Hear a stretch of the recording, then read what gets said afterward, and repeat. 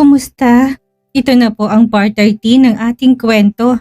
Hindi na natin patatagalin pa. Simulan na natin. Nakabalik si Amaya sa sarili nang marinig ang magkasunod na katok sa pintuan ng kanyang opisina. Nakalutang ang kanyang kaisipan kaya hindi niya namalayan na nakapasok na pala si Dylan sa loob. Akala ko ba nagkabalikan na kayo ng asawa mo? Bakit mukhang sa itsurong mo ngayon? Hindi ka pa rin masaya? Tanong ni Dylan sa kanya. Umupo ito sa swivel chair niya na sa harapan ng kanyang mesa. Nagpakawala ng malalim na buntong hininga si Amaya bago sumagot. Masaya naman ako dahil nagkabalikan kami ni Marlon. Ngunit pinagtataka ko lang kay Dad kung bakit ayaw niya kaming magpakasal. Bahagyang nalungkot ang mukha ni Dylan nang marinig na ikakasal na si Amaya. Ngunit hindi na lang niya ito pinahalata. Baka nagulat lang si Tito Charles kaya gano'n na lang reaksyon niya. Ipagpalagay na nga natin gano'n, ngunit kakaibang reaksyon niya eh. Parang may halong takot sa mukha niya. Kaya hindi siya pumayag na maikasal ako kay Marlon. Sandaling nag-isip si Dylan. Bakit hindi mo tanungin ang daddy mo? Kailangan niyang ipaliwanag sa inyong dalawa kung bakit tutol siya sa inyong magpakasal. Alam mo Dylan, minsan tinatanong ko sa sarili ko kung kasalanan ba na minahal namin ni Marlon ang isa't isa kasi sa tuwin na magkasama kaming dalawa. Lagi na lang kaming pinaghihiwalay ng pagkakataon. Namumuong luha sa mga mata ni Amaya habang sinasabi yun kay Dylan. Amaya, choice nyo namang dalawa yon. Kung hahayaan nyo ng pagkakataon mismong didikta sa pagmamahalan yung dalawa, saan bang mas mahirap? Ang ipaglaban mo ang pagmamahal mo sa kanya kahit na alam mo na may mahal na siyang iba o ilalaban yung isa't isa dahil alam nyo na nagmamahalan kayong dalawa. Napabaling kaagad si Amaya kay Dylan dahil sa naging advice nito. Wow Dylan, ikaw ba yan? Hindi ako makapaniwala na may pinaguhugutan ka rin pala. Ang lalim nun ha? Hindi ko alam kung paano sagutin. Saan ang galing yun? Akala ko pang nenegosyo lang ang alam mo. Sumimangot ang mukha ni Dylan dahil sa panunukso ni Amaya. Kung alam lang ito kung sinong pinaguhugutan niya ng mga sinabi niya kanina. Ngunit wala siyang plano na umamin kay Amaya ng totoong nararamdaman niya. Ayaw niyang ito pa ang maging mitya ng pag-iwas nito sa kanya. Ayaw niyang masira ang plano ng mommy niya. Hanggat kaya niyang ilihim ang pagmamahal niya kay Amaya, gagawin niya. Sinakyan niya na lang ang panunukso nito. Bakit? Ikaw lang bang marunong magmahal? Meron din ako nililigawan. Dahil sa narinig, excited na tumayo si Amaya mula sa kanyang upuan at lumapit kay Dylan. Talaga? Sino naman ang malas na babaeng nililigawan mo? Sige na, ituro mo na sa akin. Yung sekretary ko ba? Parang gusto magmura ni Dylan dahil sa sinabi ni Amaya.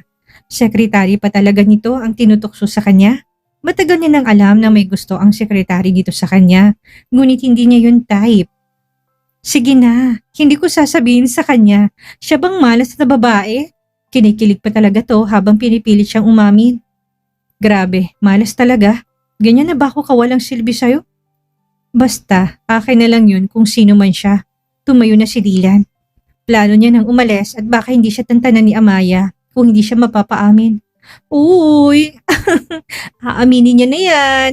Kiniliti siya ni Amaya sa batok dahilan para magsipagtayuan ang balahibo niya sa katawan. Alam kasi nito na sa batok ang kiliti niya. Jesus, Amaya stop it! Hinawakan niyang kamay ni Amaya ang pagkiliti sa kanya para pigilan ito. Yun ang eksena na naabutan ni Marlon nang buksan niyang pintuan ng opisina ni Amaya. Nagtatanong ang mga mata nito na palipat-lipat ang tingin sa kanilang dalawa. Mabilis namang nahimasmasan si Amaya kaya lumapit siya kay Marlon. Love, anong ginagawa mo dito? Bakit? Bawal bang bisitahin ko ang asawa ko? Halata ang selos sa mga salita nito. Aalis na ako Amaya. Nilagay ko na sa table mong mga documents na kailangan mong pirmahan. Dadaling ko yan bukas sa US. Kailangan ko ng approval mo. Pagkatapos sabihin yun ay kaagad na nagpaalam si Dylan at lumabas ng opisina ni Amaya. Muling sinara ni Amaya ang pintuan at tinawakan ng braso ni Marlon. Halika love, gusto mo ba ng coffee? Hindi mo pa sinasagot yung tanong ko kanina. Ayaw mo ba na binibisita kita? Ngumiti si Amaya na binalingan si Marlon. Ha? Love, ano bang klaseng tanong yan?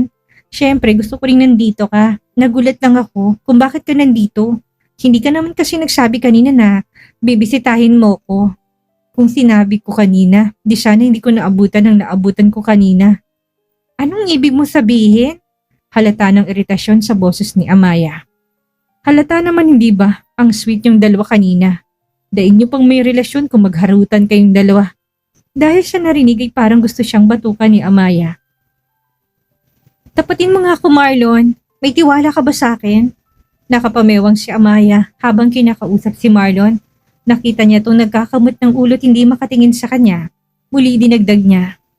Marlon, bago pa tayo muling nagkabalikan, magkaibigan na kami ni Dylan. Kung may relasyon kaming dalawa, bakit ko pa pipiliin ko na bumalik sa'yo?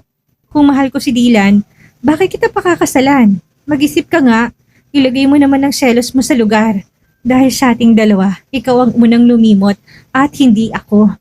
Galit na tinalikuran ni Amaya si Marlon at umuling umupo sa kanyang survival chair. Sobrang sama ng loob niya. Anong klaseng pagmamahal yun kung wala naman itong tiwala sa kanya? Tila natauhan naman si Marlon kaya dahan-dahan siyang lumapit kay Amaya. Wife, tawag niya dito. Umuwi ka na, Marlon. Marami pa akong dapat tapusin. Wala akong panahon na intindihin ang mga hinala mo. Siguro nga tama si Daddy. Hindi tayo pwede magpakasal. Bakit pa tayo magpapakasal kung kulang ka naman ng tiwala sa akin? Yan ang sisira sa relasyon nating dalawa. Ibig sabihin kung may ibang tao magsasabi sa'yo na may lalaki ako, maniniwala ka rin? Love, I'm sorry. Nagsiselos kasi ako. Ayaw ko na mawala ka sa buhay ko. Sa tingin mo ba, hindi ako mawawala sa buhay mo kung hindi ka nagtitiwala sa laki ng pagmamahal ko sa'yo? Isipin mo na lang ang 5 taon na wala ka sa tabi ko. Marami akong pagkakataon na palitan ka dito sa puso ko. Ngunit hindi ko ginawa dahil ikaw lang ang laman nito. Tangna, umalis ka na nga. Naiinis ako sa'yo. Naikuyom ni Marlon ng kanyang kamao. Parang gusto niyang suntukin ang sarili na paranoid na yata siya sa sobrang selos. Okay na sana sila ni Amaya, ngunit siya naman ang gumawa ng dahilan para magalit ito sa kanya. Nilapitan niyang asawa na kasalukuyang pumipirma ng mga dokumento. Niyakap niya ito mula sa likuran at hinalikan sa batok nito. Love, sorry na please. Hindi na ito mauulit, promise. Pipigilan ko ng selos ko. Magbabago na ako para sa'yo. Hindi ko rin maintindihan ng sarili ko kung bakit ako nagkakaganito. Kung bakit ang bilis-bilis ko magselos. Kapag may iba ka ng lalaking lumalapit sa'yo, pakiramdam ko, iiwanan mo na ako. Parang iyak na wika ni Marlon, bahagyang natigilan si Amaya. Dahil sa sinabi ni Marlon, parang nahulog na kasi to sa obsession at hindi normal ang ganon. Siguro dahil sobrang mahal siya nito, ngunit hindi healthy ang maging takbo ng relasyon nila kapag nanatiling ganito si Marlon.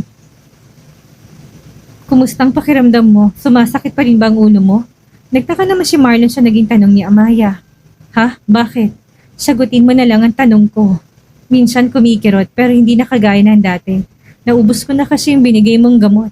Hindi ko alam kung saan ka bumili nun, kaya hindi na ako nakabili ulit. Bakit? Akala mo ba baliw pa rin ako? Nakangiti nitong tanong sa kanya. Ano naman ang nararamdaman mo kapag sumasakit ang ulo mo? Naging mainitin at bugnutin ka pa rin ba? Muling tanong ni Amaya. Nagtataka man si Marlon, ngunit sinagot niya na lang ito. Wala naman akong ibang nararamdaman. Normal naman ang pag-iisip ko. Love, magaling na ako. Simula nang mawala ka sa buhay ko, hinanap kita sa loob ng 5 taon. Pakiramdam ko, obsessed ako na makita ka at makasama. Ang iniisip ko pa lang na baka may nangyari ng masama sa yung dalawa ng anak ko. Parang nababaliw na ako. Hanggang sa sinabi sa akin ni Kenzo na may nagsabi daw sa kanya na nasa ibang bansa ka. Hinanap din kita kahit saang bansa. Ngunit sadyang mailap ka talaga. Hindi kita makita. Ang pangit pa, dahil ang stepsister mo ginayang mukha mong nahanap ko. Dahil sobrang obsessed ko na makita ka, yung stepsister mo, ang ginamit ko para maibsan ang pangungunila ko sa'yo. Ngunit maniwala ka man at si hindi, wala akong pagmamahal na nararamdaman sa babaeng yun kahit nakamukha mo na siya. Ang tunay na ikaw pa rin ang hinahanap ko. Napapikit si Amaya habang dinadama ang mainit na halik ni Marlon sa labi niya nang pinaharap siya nito. Ikaw lang ang mahal ko, wife. Kaya sorry na please. Marlon, gusto kong kahit na anong mangyari, pagkatiwalaan mo rin ako. Kahit ano man ang sabihin sa'yo ng ibang tao, lagi mong isipin na ikaw lang lalaking minahal ko at pagkakamahalin ko. Kaya ako sumubok ulit upang mahalin ka dahil nagtiwala ko sa pagmamahal mo. Sana ganun ka rin sa akin. Hindi sapat na mahal mo lang ako. Gusto ko ring ibigay mo sa akin ang tiwala mo. Minsan na tayo naghiwalay dahil akala natin wala tayong pagmamahal sa isa't isa. Kahit na ayaw ni Dad na maikasal tayo, gusto ko pa rin na ilaban ang pagmamahalan nating dalawa. Hindi na namalayan ni Marlon na kanina pa pala nag-uunahan sa pagpatak ang kanyang mga luha. Lahat ng sinabi ni Amaya, tumagos at nakaukit sa puso't isipan niya. Sorry love, kung nagkulang man ako ng tiwala sa'yo. Ngunit ngayon, muli kong pinapangako kahit na anong mangyari, wala akong ibang papaniwalaan at pagkakatiwalaan ko hindi ikaw lang. Sa'yo umiikot ang mundo ko, Amaya. Kahit pa na maraming babae ang nakapaligid sa akin, ikaw pa rin ang pipiliin kong mamahalin. Kung sakali mang pipilitin ng iyong ama na hindi matuloy ang kasal natin. Paghiwalayin niya man tayo, lagi mong tatandaan na hanap pa rin ako ng maraming paraan para sundan ka. Ano ba yan? Dinaig pa natin ang ikinasal sa simbahan. Tama nga anak mo, masyado tayong cheesy. Napapangiti si Amaya habang pinapahid ang mga luha niya. Muli silang nagyakapan ng mahigpit at pinaramdam na kailangan nila ang isa't isa. Siya nga pala, bakit nga pala nandito? Ilang sandali pang tanong ni Amaya. Nandito lang ako para sunduin ka. Di ba sinabi mo kanina na pupunta tayo sa birthday party ng ama ni Gerald? Gusto ko ring samahan ka para makita nila na taken ka na. Ayan ka na naman. Kanina ka lang nangako, nakalimutan mo na kaagad. Wika ni Amaya at muling pinirmahan ng mga nakatambak na dokumento sa ibabaw ng kanyang lamesa. Anong oras pala tayo aalis, mamaya love? Biglang tanong ni Marlon. Mukhang mag-excited ka pa sa akin ha. Binalingan niya si Marlon at nahuli niya itong nakangiti sa kanya. May binili na kasi akong damit mo at kumuha na rin ako na mag-aayos sa'yo mamaya. Kunot noong tinignan niya ito. Akala ko ba ayaw mo ng maraming lalaki nakapaligid sa akin? Bakit mo ko papagandahin? Nangat-ngat ni Marlon ng daliri. Hindi alam kung anong isasagot. Bakit nga ba niya pagagandahin ng asawa niya? Siyempre, gusto ko lang na kainggitan ka ng mga babae doon dahil ikaw ang pinakamaganda sa lahat. Yun ang paniniwalaan niyang dahilan niya, ngunit hindi pa rin yun umubra kay Amaya. Kahit na hindi naman ako magpaganda, kainggitan pa rin ako ng lahat ng mga kababaihan na nandun dahil kasama kong asawa ko na ubod ng yaman at gwapo. Paano mo nalaman? Nakangiti niyang tanong sa asawa. Ang alin? Ang pagiging mayaman mo? Kung alam nga ng anak mo na CEO ka ng MW Bancorp, ako pa kaya na ina niya? Malapad na ngumiti si Marlon. Oo na, wala na talaga akong pwedeng itago sa'yo na hindi mo malalaman. Meron, ang pagiging bulag at lumpo mo. Oo na, baka kung saan na naman mapuntang usapan natin. Sagot ni Marlon habang nakatingin sa mga dokumentong pinipirmahan ng asawa. Isang oras ang makalipas, lumabas na rin sila sa kanyang opisina. Habang naglalakad sa hallway, naghaharutan silang dalawa dahilan upang bumangga si Amaya sa isang mid-50s na babae. Sorry miss. Biglang natigilan si Amaya sa pagsasalita na nagkatingin na sila na nakabangga niya. Mommy? Biglang sambit niya dahilan upang mabilis na umiwas ang matanda. Sorry din po ma'am. Mabilis na itong sumaludo sa kanya tarantang umalis. Napaawang ang labi ni Amaya habang nakatingin sa papalayong matanda. Wife, nakabalik si Amaya sa sarili niya nang marinig ang pagtawag ni Marlon. Love, parang si mommy yung nakita ko. Napangiti si Marlon na inakbayan ng asawa. Love, hindi ba sabi mo, matagal nang patay ang mommy mo? Baka kamukha niya lang. Halika na. Nagpatianod na lang si Amaya sa asawa, ngunit parang lumilipad pa rin ang isip niya. Samantalang mabilis na pinapasok ni Dylan ang mommy niya sa loob ng kanyang opisina. Ma'am, anong ginagawa niyo dito? Delikado tong ginagawa niyo. Hindi ba sabi ko naman sa'yo, uuwi din ako bukas. Paano kung magkita kayo ng anak mo? Nagkita na kami. Parang lumilipad pa rin ang kaisipan ni Doña Elizabeth habang nagsasalita. Ano? Biglang namutla si Dylan, hindi niya alam kung anong gagawin sa biglang pangyayaring yon. Love, kailangan ko pa bang gawin to? Pwede namang simpleng evening gown lang ang suotin ko. Hindi naman si Gerald ang sadya ko doon, kundi ang daddy niya. Ayaw ko na nga sanang pumunta kaya lang nakakahiya naman. Baka sabihin tinatanggihan kong paanyaya niya. Nagmamaktol na wika ni Amaya habang nagsusuot ng magarbong evening gown na binili pa ni Marlon mula sa sikat na fashion designer. Kailangan mo yan, love. CEO ka ng Tuazon Comcorp at isa ka sa tinitingala ng maraming kababaihan. Kailangan hindi ka nagmumukhang kawawa sa paningin ng ibang mga kakompetensya mo sa negosyo. Hindi na hinayaan pa ni Marlon na hubarin ni Amaya ang kanyang suot ng evening gown. Ito nang kusang nagsara ng zipper ng gown niya sa likod. Si Marlon pa talagang nag-assist sa kanya upang magbihis. Ayaw kasi nito na ang bakla ang magbihis sa kanya pagkatapos siyang malagyan ng makeup. Lalaki pa rin daw kasi ito at ayaw nitong nakikita ng ibang lalaking loob ng kanyang katawan. Kahit kailan talaga, hindi nawawalang pagiging possessive nito pagdating sa kanya. Ilang sandali pa humarap na ito sa kanya at pinasadahan siya ng tingin mula ulo hanggang paa. Nakita ni Amaya ang pagkamangha mula sa mga mata ni Marlon. I'm lucky to have you, Amaya. You are so beautiful. Puno ng paghanga ang wika ni Marlon. Ayan ka na naman sa pambobola mo. Namumulang sagot ni Amaya. Bagamat ang totoo, kinikilig din siya. Inayos niya rin ang suot na black suit ni Marlon at siya na mismo naglagay ng necktie nito. I am lucky to have you in my life, Marlon. I'm celebrating the fact that my heart chose to love over hate by falling in love with you. Malapad nang ngumiti si Marlon at niyakap si Amaya. That's why our real love just got started. And it will never end. Siniil siya ng mainit na halik nito sa labi. Let's go? Mamaya na natin ito ipagpatuloy sa bahay. Baka masira kong lipstick mo. Nakangiting wika nito sa kanya. Agad na rin niyang pinulupot ang kanyang kamay sa braso nito at sabay na silang lumabas ng boutique. Hamster Hotel, 8 p.m. Gerald, where is Lady Amaya? Tanong ni Don Alfonso sa kanyang anak. Kasalukuyan siyang nakaupo sa couch habang abala sa pagtanggap ng mga mamahaling regalong nagtatingan sa harapan niya. Na makitang parang tulala pa rin ang anak niya, muli niya itong tinawag. Gerald, I'm talking to you. Nanumbalik sa kanyang sarili si Gerald nang marinig ang sigaw ng kanyang ama. Hindi pa niya nasasabing tungkol sa asawa ni Amaya na isasama rin ito ngayon. Dad, she's on her way with Marlon. Nagtataka si Don Alfonsong binalingan ng anak. Marlon? Who is he?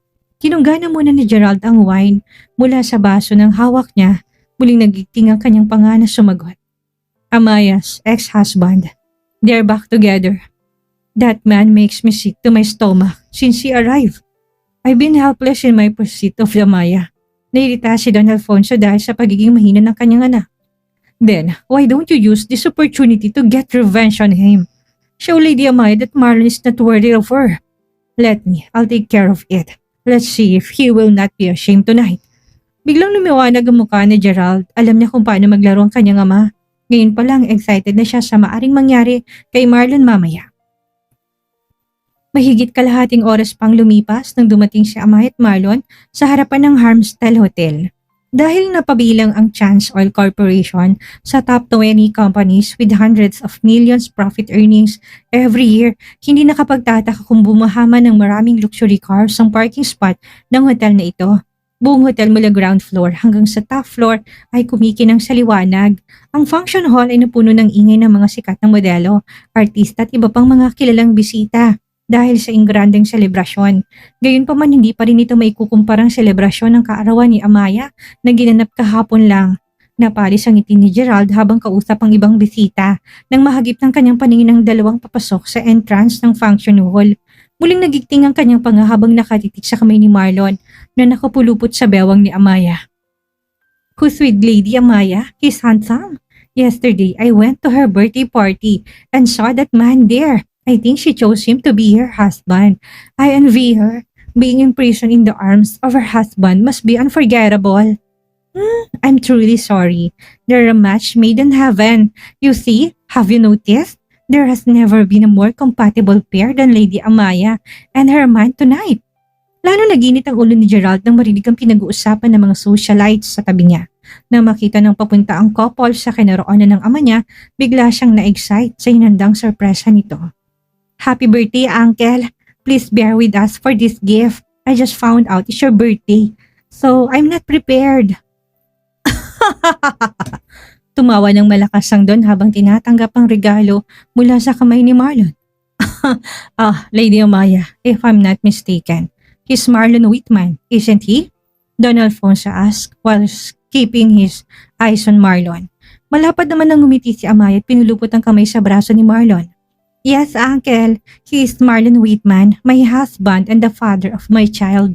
Pumulatak ng tawa ang Don at sinabing, Lady Amaya, Nabalitaan kong siya ang may kapansanan na CEO ng Whitman Empire sa Pilipinas. But is not. Sinuri ni Don Alfonso si Marlon mula ulo hanggang paa. Isang nakakainsultong ngiti ang ipinukol nito sa kanya. Hindi na siya ang CEO ng Whitman Empire, Don Alfonso, dahil pinaalis na siya ng kanyang pamilya sa posisyon mula nang siya ay mabulag at maparalisa. Nagulat si Amaya na biglang sumingit sa usapan nila si Zorin. Anong ginagawa ng lalaking ito dito? Hindi pa ba ito nakauwi ng Pilipinas? Sa loob-loob ni Amaya, ngunit nasagot kaagad ang katanungan niya nang makitang inakbayan ni Gerald si Zorin. I had no idea you two were such a good match. Amaya smiled, causing Gerald to take his arm off Zoren's shoulder. Amaya, Lady Tuazon, Zoren, nakalimutan mo na ba akong anak ng Hari ng Wales? Hindi mo ba alam kung paano rumispeto? Nang tawagan siya ni Zoren, kinama niya ito. Anong akala niya? May relasyon pa sila? Tila naman natauhan si Zoren kaya inulit niyang pagtawag sa anak ng King of Wales. Lady Tuazon, ginagamit ka lang ng lalaki niyan dahil nalaman niya na anak ka ng Hari ng Wales. Hindi mo ba alam? Anong nagbibigay sa kanya ng kakayahan na lumakad at makakita? Dahil nagkaroon siya ng affair sa CEO ng MW Bank Corp. What do you mean? Kunot noong tanong ni Amaya. Alam niya si Marlon mismong CEO ng MW Bank Corp. Ngunit gusto niya lang paglaruan ang imahinasyon ni Zoren. Gusto niyang malaman kung anong pinaglalaban nito. Pakiramdam naman ni Zoren ay magtatagumpay. Siyang ipahiya si Marlon sa lahat. Nag-usap na sila ni Don Alfonso kanina. Ibibigay nitong gusto niyang sakaling mapagtagumpayan niyang mapahiya si Marlon. Kaya mas lalo pa niyang pinagandang kanyang mga kwento. Wait, hindi mo ba alam? The gay CEO of MW Bank Corp was his bed partner. So he helped him see and walk again. Jesus, sigurado bang lalaki to sa pinagsasabi niya? Ginawa pa akong bakla ng tangina niya? Sa loob-loob ni Marlon, gusto niya na talagang suntokin si Zoren sa mga pinagsasabi nito. Binigyan niya lang ng kahihiyan si Amaya. Ang mahalaga sa kanya, alam ni Amaya kung sino siya. Tumawa ng malutong si Amaya. Oh my gosh, Zoren! Talaga? Hindi mo naman pwedeng i-assume na bakla ang CEO ng MW Bank Corp. Nakipag-bad activity ka rin ba sa kanya? Napabaling nang wala sa oras si Marlon sa asawa niya. Hindi niya alam kung anong tumatakbo sa utak nito. Bakit sinasakyan ng kwento ni Zoren? Hindi alam ni Zoren kung anong ang sasagot. Ang totoo hindi nga niya alam kung babae o lalaki ang may-ari ng MW Bank Corp. Ang dami kasing balitang kumakalat. May nagsabi na lalaki, meron namang babae. Hindi niya alam kung alin ang totoo. So, inassume niya na bakla ito. Posibleng tama si Zoren, Lady Amaya. Huwag kang mabahala sa paghatol ko sa iyo, Marlon. Ako lang ang nag-aalala tungkol sa anak ni King Charles. At saka hindi ka ba nag-aalala kung anong maaaring gawin sa iyo ng kanyang pamilya pagkatapos niyong ikasal? Saglit na nagtitinginan silang dalawa. Mukhang may alam si Don Alfonso kung bakit hindi pumayag si King Charles na maikasal silang dalawa. Uncle Alfonso, what do you mean? Binalingan siya ni Don Alfonso. Lady Amaya, ibig sabihin ba wala ka pa ring alam? Umiling-iling si Amaya, tanda na hindi niya alam ang nakaraan. My lady, it's best if you ask your father about it. I'm not in a position to say. If King Charles finds out I told you, he will kill me. Hindi na nagpumilit pa si Amaya. Ngumiti siya ng mapaklat, binalingan si Zoren. and Zoren, mag-ingat ka tungkol sa pagpapakalat ng chismis na ang CEO ng MW Bank Corp ay bakla. Hindi mo ba narinig na kapag siya nagagalit, siya ay nagiging mapanganib? You might return from the Philippines to find Benson Industries no longer in existence and in my possession. Nakangiting sabi ni Amaya na nagdala ng isang puting tingin sa mukha ni Zoren. Why, love, are you interested in Benson Industries? Nakangiting tanong ni Marlon sa asawa. Naalala mo ba na sinabi ko sa iyo na mahabang panahon na gusto kong bilihin ang Benson Industries at mas particular ang CEO? Hindi lang ikaw ang iniisip ko noon, I actually did it. Nangako kang papatay ng CEO ng Benson Industries once I brought him home. After all, ayoko madumihan ng mga kamay mo, kaya hinayaan ko na lang siya. Nangaakit ang boses ni Amaya habang sinasabi yun kay Marlon. Mas lalo pa niyang dinikit ang katawan niya sa asawa at nagustuhan naman ni Marlon ang kapilyahan niya.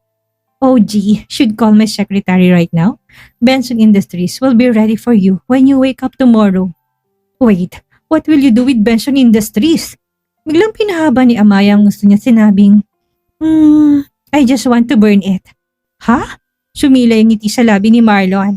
Hinalikan niyang noon ng asawa. Hindi niya alam kung bakit kinikilig siya sa pangiinis nito kay Zorin. If you really want to burn down Benson Industries, I let you, my queen. Alam mo naman, wala ako hindi kayang ibigay sa'yo. Pabulong na pagkakasabi ni Marlon, ngunit sinadya niya pa rin na marinig ng lahat. You stupid fool! You two are so dim! Maniniwala ako kung ginawa to ng CEO ng MW Bank Corp. Pero hindi ako nag-aalala. Are you kidding me? Marlon Whitman ka lang. Nanguuyam na wika ni Zorin. Nope. Mukha ba ako nagbibiro? Tama ka, ako lang ito. At ang asawa ko, ang pinakamamahal ko. Ibibigay ko sa kanya anumang naisin niya. If she wants to buy your company and burn it down just to get rid of her annoyance. Seryosong sagot ni Marlon dahilan upang kabahan si Zorin. Kinuha ni Marlon ang kanyang cellphone at tinawagan si Lindsay. Lindsay, research the current worth of Benson Industries on the stock market. I need to have it in my wife's possession tomorrow. Matapos patay ni Marlon ang tawag, narinig muli nilang palatak na tawa ni Zorin. Punong-puto yata ng hangin ang utak mo. Grabe. Pinapamukha mo sa sarili mo nakatawa-tawa ka. Pakiusap, Lady Tuason. Huwag kang makisali sa pervert na yan. Malinaw at nahawaan kanyang tawawa rin naman si Gerald dahil sa sinabi ni Zorin. Lady Tuason, hindi ko akalain na may ganyang ugali palang asawa mo. Iniisip niya ba na siya ang CEO ng MW Bank Corp? There's no way we wouldn't be able to identify him as the self-proclaimed CEO of the MW Bank Corp. Paano ko sabihin ko sa'yo na ako may-ari ng MW Bank Corp? Hindi ka pa rin ba maniniwala sa akin? Bobo talagang puta. Napagtanto mo ba ng katanging tao hindi natin nakikita ay ang may-ari ng MW Bank Corp? Kahit na sa mga grand occasions na to, hindi siya sasama maliban kung nasa tabi mo lang siya. Tapos ikaw sinasabi mong ikaw ang may-ari. Ginagawa mo bang tangang sarili mo? Love, mukhang hindi na ako interesadong bilhin ng Chance Oil Corporation. Nakangusang tignan ni Amaya si Marlon. Ha? Love, hindi problema sa atin ang pagbili niyan. Pero kaya mo pa ba itong pamahalaan sa laki ng kumpanya mo? Si Don Alfonso na kanina lang nakikinig sa usapan ay biglang napataas ng kilay nang marinig na pati kumpanya niya nadamay sa kalokohan ng dalawa. Gayunpaman hindi niya sineryoso yon dahil alam niyang malakas lang ang hangin sa utak ni Marlon at Amaya. That's exactly what I want. As for what I'll do next, this is a matter of consideration. Are you refusing? You don't have to share the bed with me tonight if you don't want to. Dahil sa narinig agad na nataranta si Marlon. Okay, hold on. I just call my secretary. What if you get drunk later and are still hard to convince? Nakamot ni Marlon ng ulo at agad na kinuha ang cellphone. Mahirap na kapag hindi niya binigay ang gusto ni Amaya at maisipan pa nito na maglasing mamaya. Mahihirapan na naman siyang paamuin ito and worse, tinibig sila magkatabi sa pagtulog. She's a horrible person. To even get a night in bed with her would cost you the entire Chance Oil Company. Her talent fee is exorbitant. Napangiwi si Amaya na marinig ang sinabi ng babae sa likuran niya. Hindi rin niya nakaligtas kay Marlon kaya niya binulungan ng asawa. Look what you're doing. You even misidentified as a hooker. Since you promised me you'd give it all, why don't you? Nairitang sagot ni Amaya. Gusto niya kasing ipamukha sa dalawang lalaking kumag na ito na si Marlon nga ang may-ari ng MW Bank Corp. Ngunit tila hindi ang mga to naniniwala sa kanila. Napagkamalan pa silang baliw. Nais pa yata ng mga to na gumawa siya ng aksyon upang patunayan sa mga ito na nagsasabi sila ng totoo. Paano ba naman kasi masyadong secretive si Marlon kaya ilala ang nakakaalam tungkol sa identity nito. Ilang sandali pa narinig niya na itong kausap ang sekretary nito. Okay, no problem. Just contact the MW Bank branch here in City of Wales. Tell Leonardo to call me right now. Oh, ano Marlon? Hindi mo mabibili ang Chance Oil Company, hindi ba? Mahaba-haba pang lalakbayin mo bago mo ito mabili. Hindi mo ito makukuha maliban na lang kung may malaki kang share sa kumpanya. Nagkibit-balikat na si Marlon, waring hindi naapektuhan sa sinabi ni Gerald. Don't be upset. Ang VP ko ngayon ay nakikipagnegosasyon para makuhang 100% ng stock sa iyong kumpanya. Huwag mo sayangin ang oras mo, Marlon. Dahil ang mga namumuhunan hindi kasing di mo. Kung $1 billion ang kanilang annual profit allocation, walang dahilan para ibenta nilang kanilang stocks. Singit ni Don Alfonso sa pinag-usapan nila. Naibenta na ng kalahati ng iyong mga shareholder ang kanilang stock, Don Alfonso. Sinong mga stockholder ang tatanggi sa isang mapagbigay na alok mula sa akin? Maliban sa dinoble ko ang presyo ng kanilang shares, may pagkakataon pa silang maging shareholders ng ilang branches ng MW Bank Corporation kung saan kikita sila ng higit sa $1 milyong kada taon. Napaawang ang labi ni Don Alfonso dahil sa marketing strategy ni Marlon na halata niya na mula pa kanina, waring hindi ito nagbibiro. Kanina pa niya inaaral ang reaksyon nito. Isa pa, hindi naman tanga si Amaya na magsasalita ng ganun kung wala siyang alam sa personal background ni Marlon. Magsasalita pa sana si Don Alfonso nang tinawag siya ng kanyang butler. "Sir, your brother wants to talk to you." Kinuha din ni Don ang telepono mula sa kamay ng butler at kinausap ang nakakatandang kapatid. "Alfonso, anong nangyari? Bakit lahat ng shareholder natin ay isa-isa nagbebenta ng kanilang shares? Pinapataas nilang blood pressure ko. Kababalik ko lang mula sa isang bakasyon sa Navi nang malaman ko na may bagong CEO ang ating kumpanya. Nasaan na bang anak mong si Gerald?" "What?" Bakas na pagkasindak ang makikita sa mukha ni Don Alfonso. "Paano nangyari yun? Ito ang dahilan kung bakit ako tumawag. Nasaan ang anak mo? Hindi ba siya ang CEO ng Chan Oil Corporation? Uwi ako bukas. Dapat kang magpaliwanag sa akin." Hanggang ngayon tulala pa rin si Don Alfonso sa nalaman after nilang mag-usap ng kuya niya. Hindi siya makapaniwala na sa loob ng isang gabi lang, sabay-sabay na binenta ng mga shareholders ang kanilang shares sa kumpanya. Bigla niyang binalingan si Marlon at Amaya. Agad siyang kinabahan nang hindi niya na nakitang dalawa kung saan ang mga to nakatayo kanina. "Where are the two?" Galit niyang tanong kay Gerald. "Who's two, Dad?" Takang tanong din ni Gerald. "Who else? Marlon and Amaya. Where are they?" Tumayo si Don Alfonso mula sa couch at sininghala ng anak niya. "Dad, nakaalis na sila. Baka hindi na nila kinaya. Marahil napahiya sila sa kanilang pagiging arugante." Pakiramdam ni Gerald na fractured ang panga niya dahil sa lakas na pagkakasampal ng kanyang ama. "Stupid! Ah! You're stupid!" Nanginginig si Don Alfonso habang sinisigawan ng anak habang nakakuyom ang kamao. Gusto niya talaga siyang suntukin, ngunit hindi niya kayang sisihin ang lahat sa kanyang anak. Nilingon niya ngayon si Zorin. Nagtataka rin sa nangyayari. "Saan mo nakilalang putang ito, Gerald?" Galit na dinuro-duro ni Don Alfonso si Zorin. "Why, sir?" Takang tanong ni Zorin. Nakahanda ng kanyang kamay sa pagharang sa katawan niya sakaling suntukin siya ng Don. "Nagtatanong ka pa? Kinausap kita kanina kung pamilyar ka kay Marlon Whitman. Ang lakas ng loob mong hayop ka. Ang mga kasinungalingang sinasabi mong sumira sa negosyo ko.